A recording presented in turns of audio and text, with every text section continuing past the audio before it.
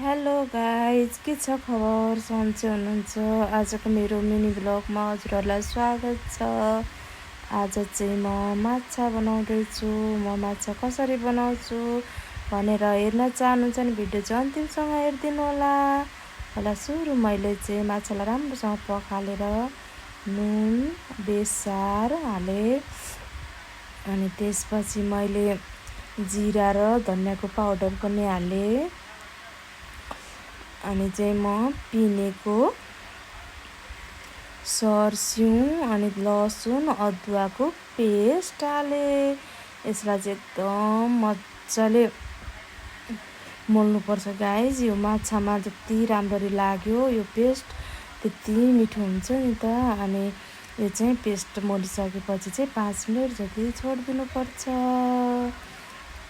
मेरो चाहिँ finally 5 minute पनि भइसक्यो र पेस्ट पनि मजाले लागिसक्यो। यतापट्टि चाहिँ मैले तावा बसालेर पनि तेल पनि तातिसक्यो। अनि मैले चाहिँ फर्स्टमा मेरो छोराको लागि खुर्सानी नहालिकन माछा तार्दैछु। अब मेरो छोराले पिरो खाँदैन नि त। अनि हेर्नु न आज कति धेरै माछा पड्केको।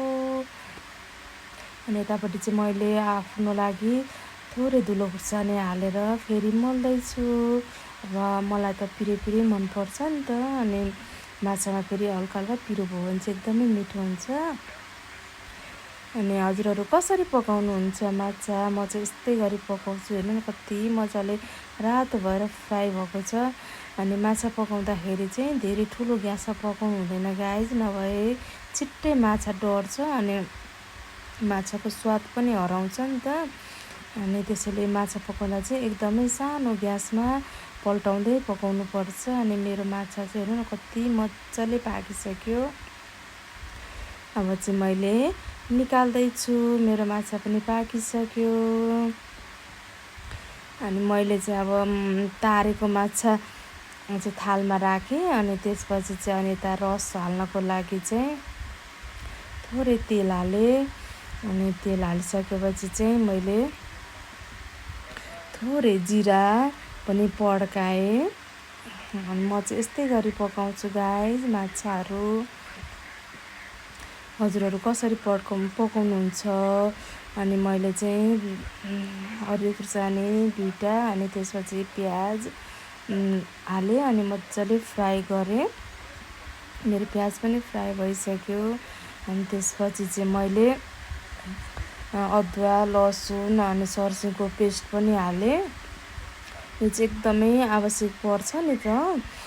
सर्स्युँ हालेन भने त माछाको स्वादै आउँदैन क्या गाइज। अनि लसुन त एकदमै आवश्यक हुन्छ माछालाई। अनि मैले चाहिँ प्याज पनि हालेँ। अनि त्यसपछि हरियो खुर्सानी सबै थोक हालेर अनि लास्टमा टमाटर पनि हालिदिएँ। अनि मैले चाहिँ टमाटरलाई मजाले पकाउनु पर्छ क्या। सबै पाकेपछि चाहिँ अनि नुन बेसार फेरि हाल्नुपर्छ स्वाद अनुसारले। अनि हल्का मैले जिरा धनियाँको पाउडर पनि हालेँ। अनि मलाई चाहिँ फेरि रस हालेको एकदम मनपर्छ नि त। अनि मेरो चाहिँ रस हाल्नको लागि मसलाहरू पनि मजाले पाकिसक्यो। अनि मैले चाहिँ रस हालिदिएँ।